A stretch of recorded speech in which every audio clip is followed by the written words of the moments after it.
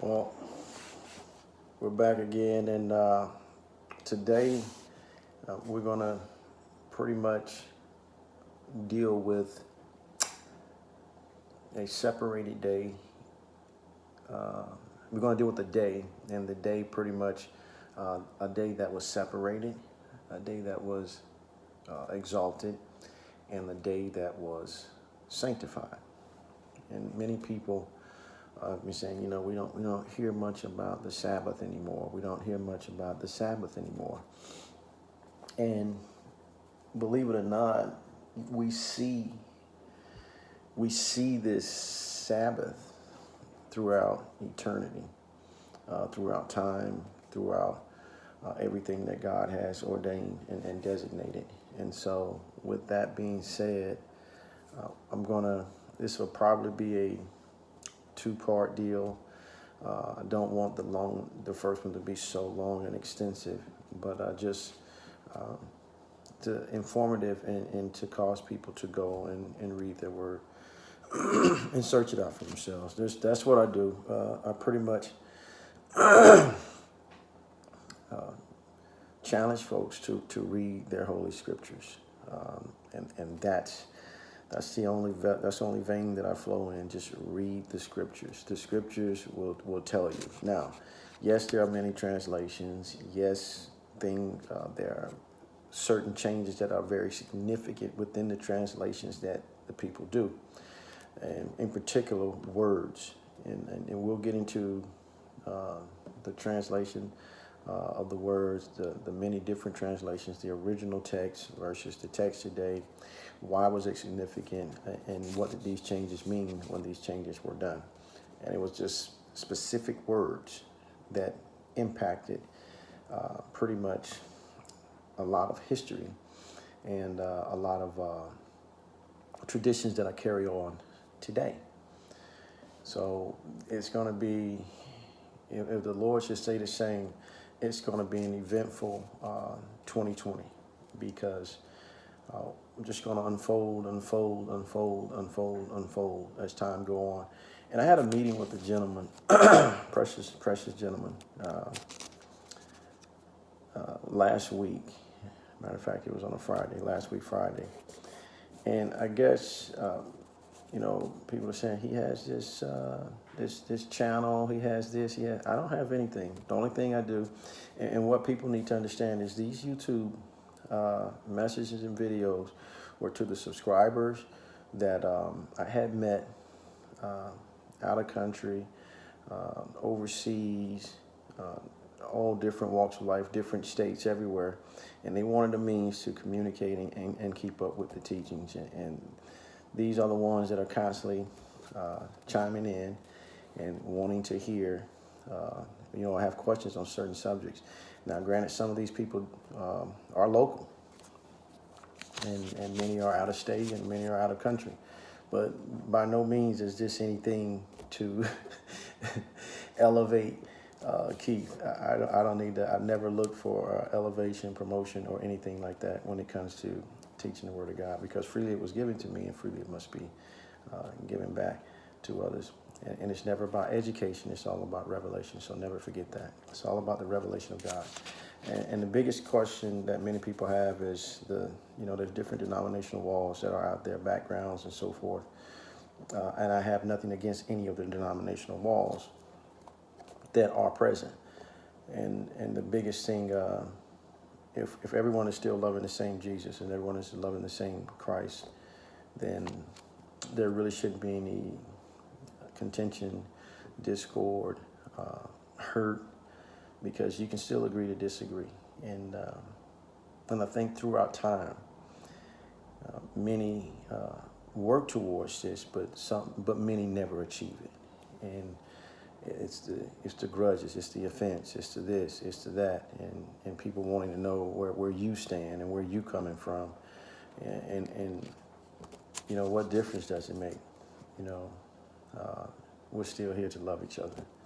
So yeah, the meeting, I saw the meeting as is very informative, because there's a lot that's being asked and there's a lot that's being said that is just untrue. And One thing about me is I'll never say anything anywhere else in a setting that I can't say to a person's face. That's just who I am. I will say it to you. I can repeat it. And because truth never changes. Truth will never change. Lies, they change all the time, but truth never changes. It remains the same. And there's nothing that needs to be thought about. There's nothing that needs to be rehearsed. Why? Because it's truth. You can spit truth out just like that. You can rehearse truth just like that. It's the lies that can't be rehearsed, because you got to remember. I remember my father said, you tell one lie, you got to tell another, you got to tell another, you got to tell another. And it's just not worth it. Just tell the truth and get it over with. So that's the vein I tend to flow in. But concerning this day that's separated, this day that's elevated, this day that's sanctified, and that's what we will call this, the day. The day that God sanctified. So we'll call it that. But it really deals with the Sabbath. So in the Gospel of Mark, beginning in chapter 3, in which Jesus, said that he violated the Sabbath by the standard of the Jews. And when they confronted him, they said two things.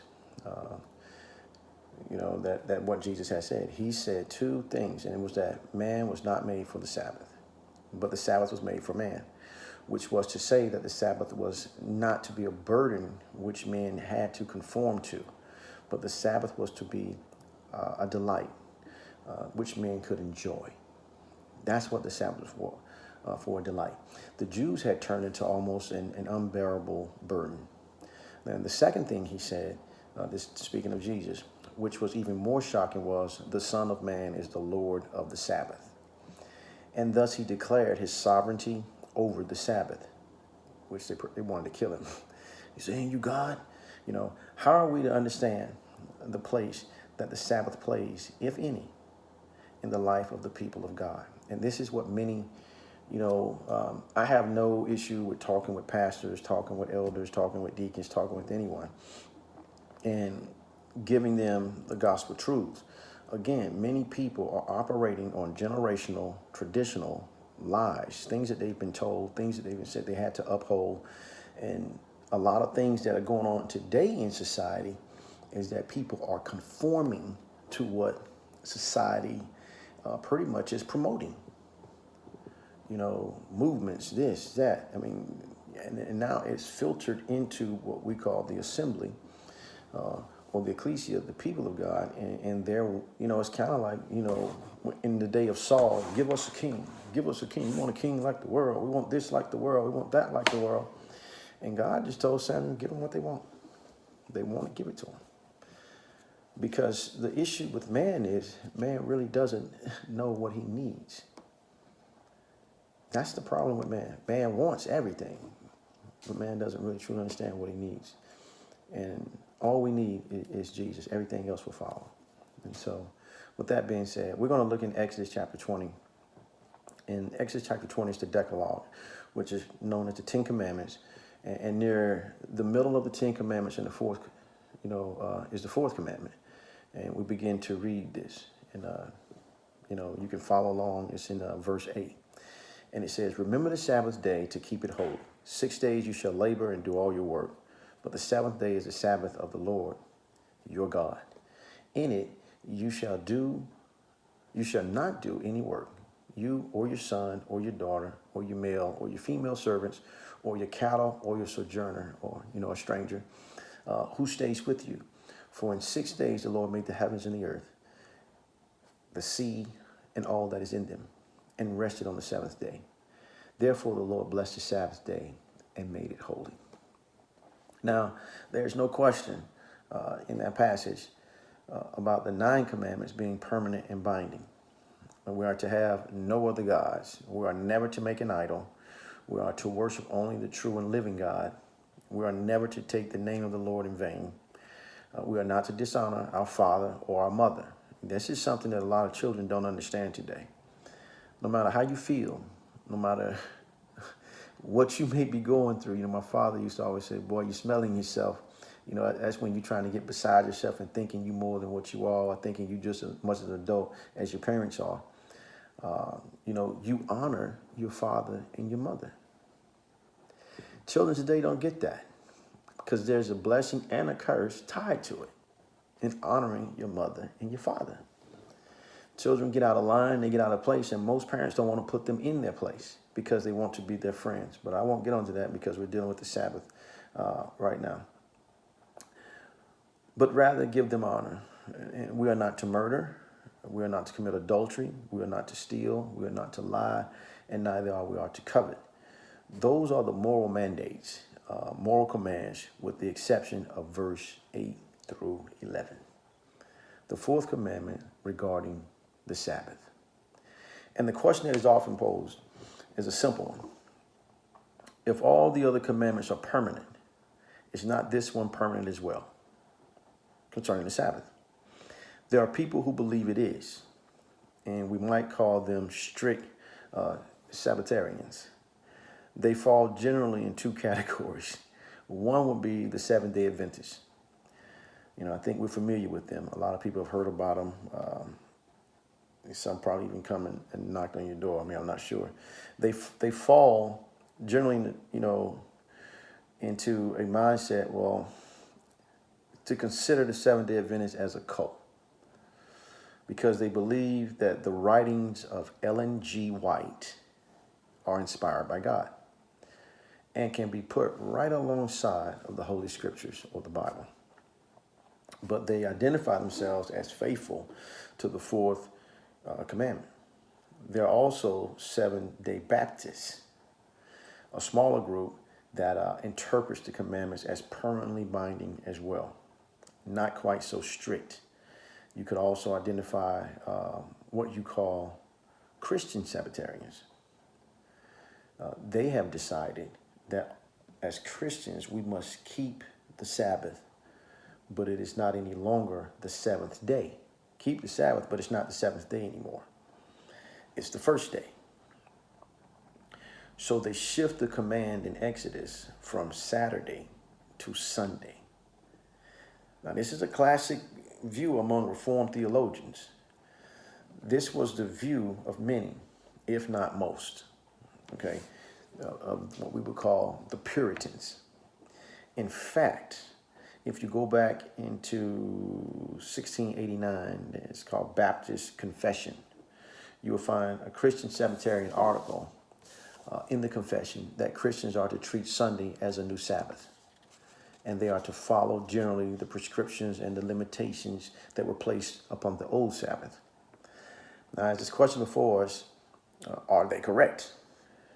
Is it correct that we should be observing Saturday, the old Sabbath, or perhaps Sunday as a new kind of replacement Sabbath, as a holy day, set apart from all other days? Now, to answer that, we need to go back to Genesis chapter 2, because we always have to go back to the reference. In Genesis chapter 2, it opens with the indication that the creation is over. Creation is over. It's done. It's finished. And we read these words, and I'll read them for you. It says, "Then the heavens and the earth were completed, and all their hosts, everything that occupies them. By the seventh day, God completed his work which he had done, and he rested on the seventh day from all his work which he had done. Then God blessed the seventh day and sanctified it, because in it he rested from all his work, which God created and made." Creation was over. Anything being created was done. It was finished. You will notice in verse 3 the word sanctified. That word is essential, the word holy. And this is the first time holy is used in the Bible or the Holy Scriptures. The root means to separate, or perhaps better, to turn into a vertical concept, to elevate. It is a separation that elevates or exalts. So here, for the first time, we cross across the idea of something being separated by being elevated. That is, God designates this seventh day as an exalted day. A day lifted up above all other days. And God makes it holy and declares it to be for three reasons. The three reasons are basically connected to the three verbs that make up the text.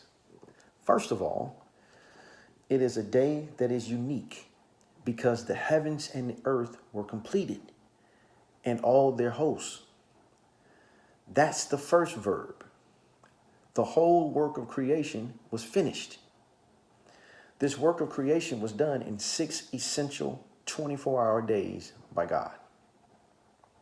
And since that close of the sixth day, there's never been any further creation, with the exception of those divine miracles that were, we've read about occasionally in the Old Testament, and the flurry of miracles through the person of the Lord Jesus Christ, in which he creates wholeness, wellness within the midst of his now fallen creation. Apart from that, and we got to understand this, apart from that, creation ceased on the sixth day. It didn't go on for thousands of years. It didn't go on for millions or billions of years. After 6 days, it was finished. It was completed. Why? God said so. See, either we believe the Holy Scriptures, you can't believe some of them, and not all of them. You can't believe some of the apostles, and not all the apostles. You can't believe some of the accounts and the events in the Holy Scriptures, and not all of the events. You have to accept it all. And the problem with most people today is that with all these movements that's going on, no one wants to accept all of the Scriptures. We'll accept some of the stuff from Paul, but not all of it, because Paul missed it on the other stuff. We'll accept some of the stuff from Peter, but not all of it, because Peter missed it. Timothy missed it. Titus missed it. James missed it. Mark missed it. I mean, everybody missed it when it comes to things that we as individuals or persons or personalities don't agree with. We miss it. And we esteem people so high as if they can't miss the mark. Now that is mind-blowing, because we look at people and say, well, they were following God. Okay, but you cannot tell me that they were perfect. You cannot tell me that they did not miss God. You can't say that. There was only one perfect person. That was Christ himself. And it's not that we're saying, oh, there was a bad person. No, there are many, many, many good people, many people that are preaching the word, but they've missed it. And by they can only preach what they live. You got to understand that. You can only preach what you've lived. And some things that you haven't lived, God has to give you through revelation. But the bottom line is, everyone can miss it. No one is wholeheartedly 100% correct. Everyone can miss it. And that's where we take people and we esteem them and put them on pedestal. And God says, I will have no other God before me. And God removes the God that you got before him, because you're thinking this person is God. And this person can take you anywhere in the world and you'll follow. Why? Because you're thinking they're God. Loyalty is to be to God first, before anything else. And then, in the Scriptures. Follow the Scriptures.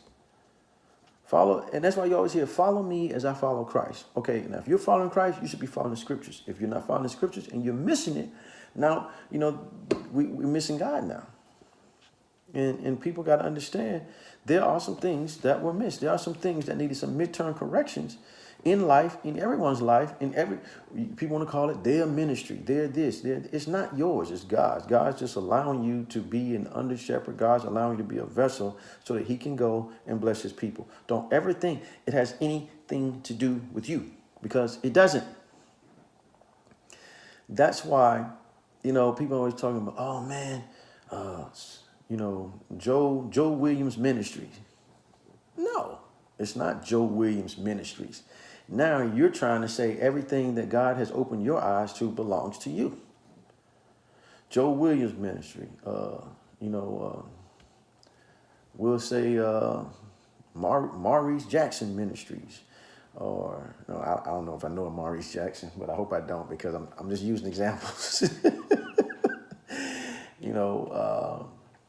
Darius Chambers Ministries. Why must you be attached to the ministry? Why?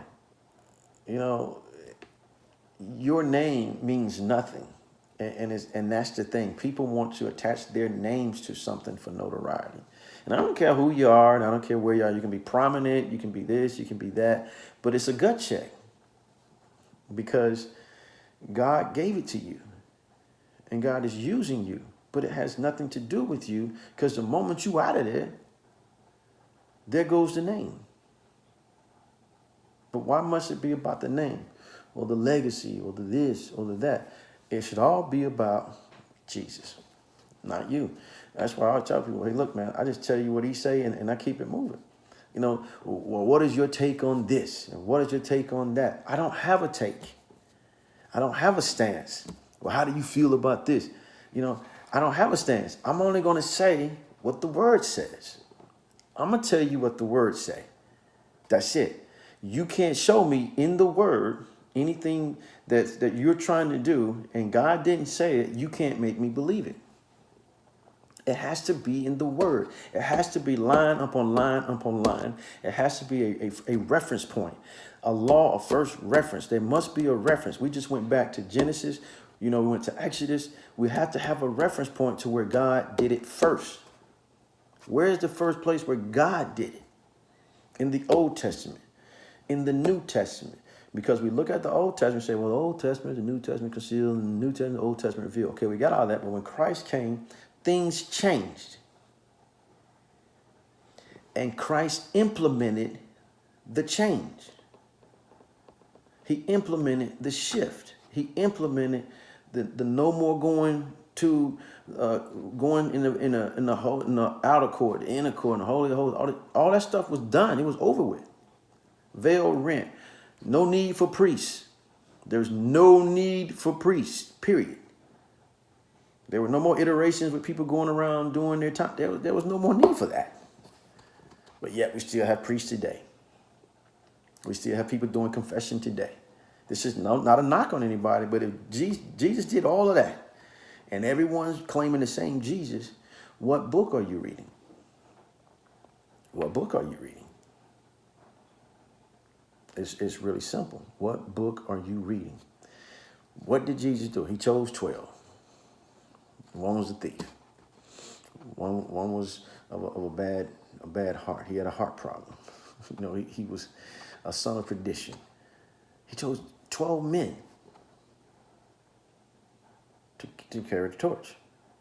Now there were women that followed, but he chose 12 men. The scriptures point out, boom, boom, boom, requisites for this, requisites for that, and that's what he did. But let's get back to the Sabbath. It was a completed work. We have to be able to reference things in the word.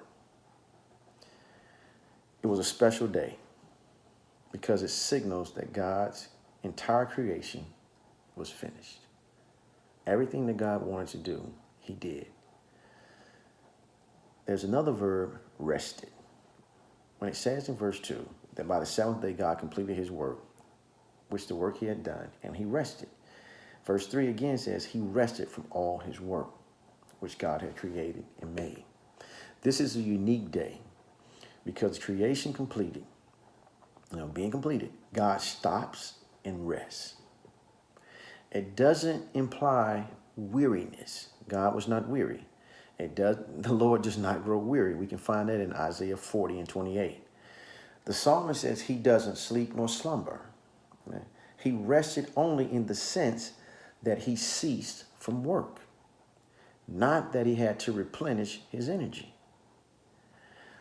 But what it tells us when he rested is really that he was satisfied. And that takes you back to verse 31 of chapter 1. God saw all that he had made, and behold, it was good. It was perfect. And it was the rest of utter satisfaction. There would be no more creation. And for a little while, there was no more work for God to do. God didn't go to work again until the 3rd chapter of Genesis. Not very long, when Adam and Eve fell and God had to go to work. What was the first thing that God did? Chapter 3, verse 21. The Lord God made garments of skin for Adam and his wife and clothed them. And then he drove them out of the garden. Put some clothes on you, you gotta go. God did not work between the end of creation and the fall of man. And with the fall of man, God's works began again. God had to preserve, as Hebrews 1 says, he had to uphold by his power his creation, because it was now subject to decay. And so he went to work to preserve the universe that he has made, the creation that he had made. And he also went to work to fulfill all aspects necessary in the redemption of that creation. Now, you do not hear in those 3 verses anything about people resting. There's nothing here about man resting. There's nothing here about Adam resting, because he was without sin. He was a perfect man in every sense. There was no depletion of his energies. He was just doing the simple tending of the garden, which it called for. There's no need to have a day of rest for man. What would he rest from?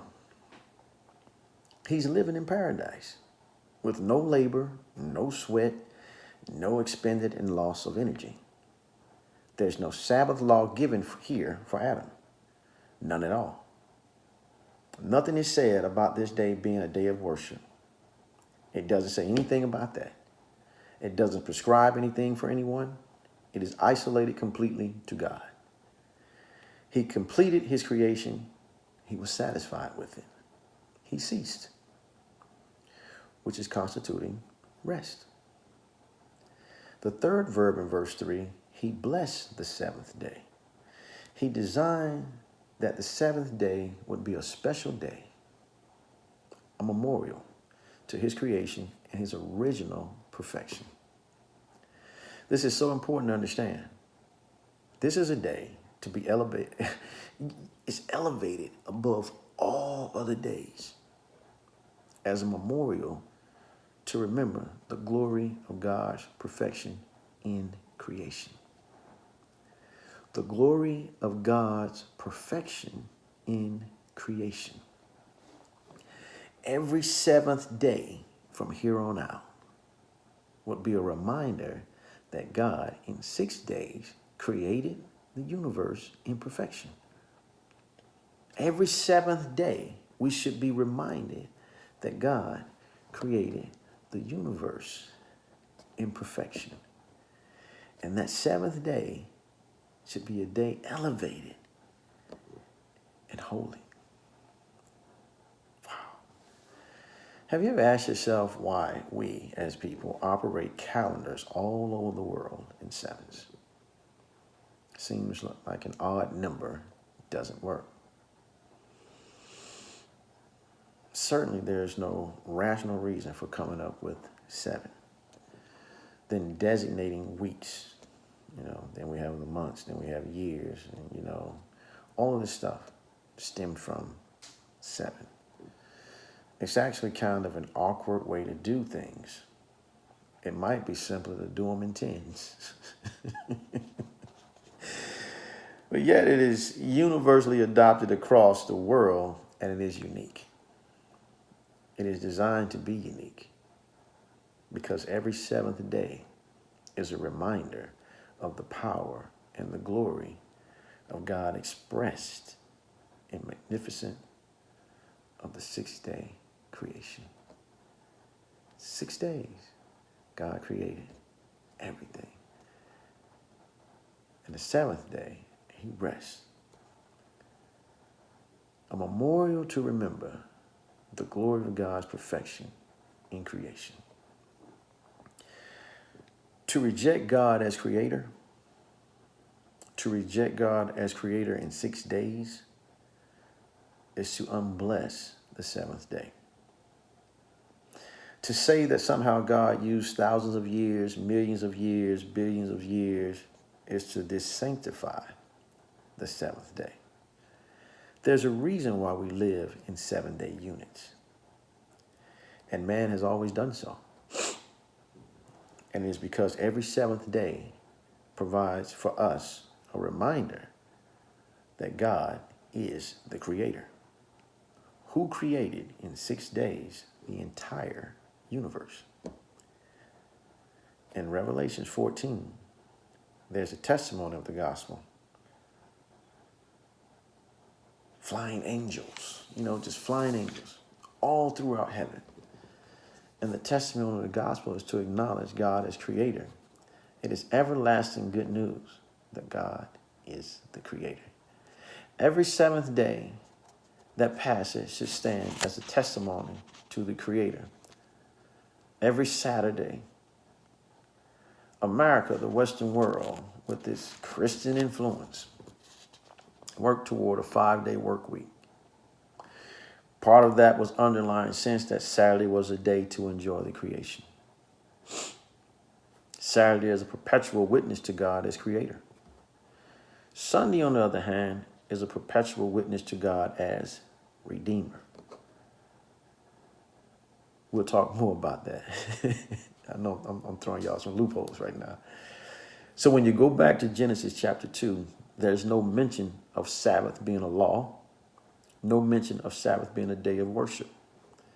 The next time you even run into the word, you'll find it in Exodus chapter 16. Hundreds of years have passed.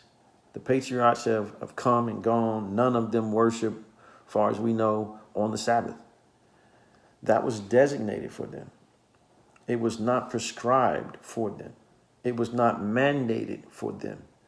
Not Abraham, not Isaac, not Jacob, not Joseph, and the rest of the people of God.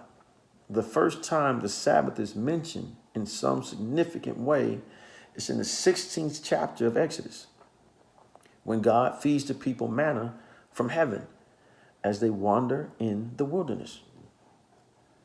The manna comes every day except the Sabbath day, and the day before they get enough for that day. You had to get enough before that day. That's the only day you could do that, so that they did not have to work on that day. And that gives them a little preview of what's coming. Because in the 20th chapter, you have the 10 Commandments. And in the 10 Commandments, which I just read, prescriptions are given that do set down laws for the seventh day. This is the first time any such laws have been given by God. This is very important so that we understand that the Sabbath was not instituted for man in the book of Genesis. It was instituted officially in Exodus in the law of Moses. A further understanding of that comes from Exodus chapter 31. The Lord speaks to Moses in verse 12, and he says to him, "As for you, speak to the sons of Israel, saying, you shall surely observe my Sabbath, for this is a sign between me and you throughout generations, that you may know that I am the Lord that sanctifies you. Therefore, you are to observe the Sabbath, for it is holy to you. Everyone who profanes it shall surely be put to death. For whoever does any work on it, that person shall be cut off from among his people. For 6 days you will work. Work may be done, but on the seventh day there is a Sabbath of complete rest, holy to the Lord. Whoever does any work on the Sabbath day shall surely be put to death. So the sons of Israel shall observe the Sabbath to celebrate the Sabbath throughout their generations as a perpetual covenant." It's a sign between me and the sons of Israel forever. Why? For in 6 days the Lord made heaven and earth, but on the seventh day he ceased and was refreshed or rested. Here we find the Sabbath as a sign. It is a sign. That is to say, it points to something else. It is a symbol. If we got to put it like that, it's a symbol. It's a sign. It's a symbol. It's placed in the middle or near the middle of the Ten Commandments because it is a symbol connected to the Mosaic covenant. I'm going to try to help you with that because we're going to cut it off because I want to finish this. I don't want to rush it, but I want to make sure everyone gets it. I want to cut it off and then we'll pick it back up. When God made a covenant with Noah, he promised Noah that he would never destroy the world again. And God identified to Noah a sign. What was the sign of the Noahic covenant? A rainbow. We see them today. We see them every time it rains. We see it when the sun flares. We see it when it hits the street and it's in water or oil or whatever. We find this rainbow. And many people say, oh, that's beautiful. Oh, that looks so good. But that's a sign. That's a symbol of the covenant that I would never destroy the world again by water. I would have been cool if he just said, I would never destroy the world again. But we know it's going to happen. God is a God of his word, and that's one thing we need to understand. But when God made this covenant with Abraham, he made the covenant with Abraham, and he designated a sign. And the sign of the Abrahamic covenant, it was participation among the covenant people, Israel. It was the sign of circumcision. We have a rainbow. We have the sign of circumcision. And here you have in the Mosaic covenant another sign. We have the rainbow. We have circumcision. Now we have another sign connecting us with the Mosaic covenant. And the sign this time is the Sabbath. It was only a sign. Observing it with a duplicitous heart,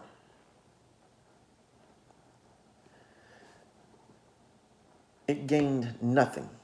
In fact, in Isaiah, I believe it's chapter 1, verse 13, it says, bring your worthless offerings no longer. Don't even come.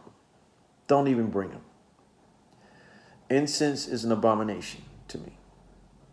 New moon and Sabbath. The prophet Hosea pronounces a similar judgment on their hypocritical Sabbaths. I will put an end to all her gaiety, her feasts, her new moons, and her Sabbaths. It didn't mean anything to observe it outwardly without a heart of love and devotion to God. And this is what many people need to understand. It's a heart matter. But what was the symbol? What was the sign? Why this sign? Let me wrap this up. I think you'll understand that when it's explained, the Sabbath was a reminder of creation.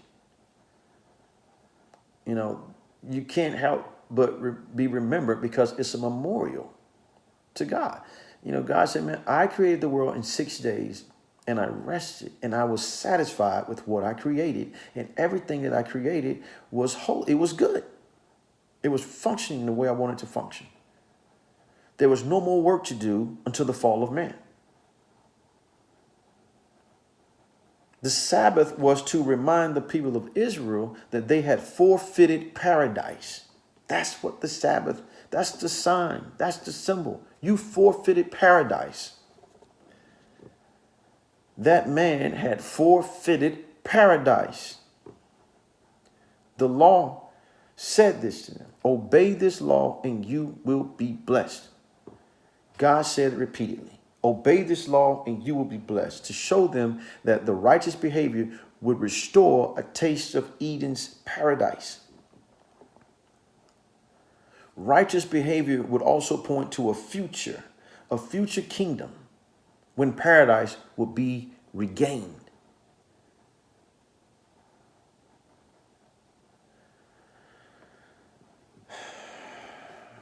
We'll pick this up. This is part 1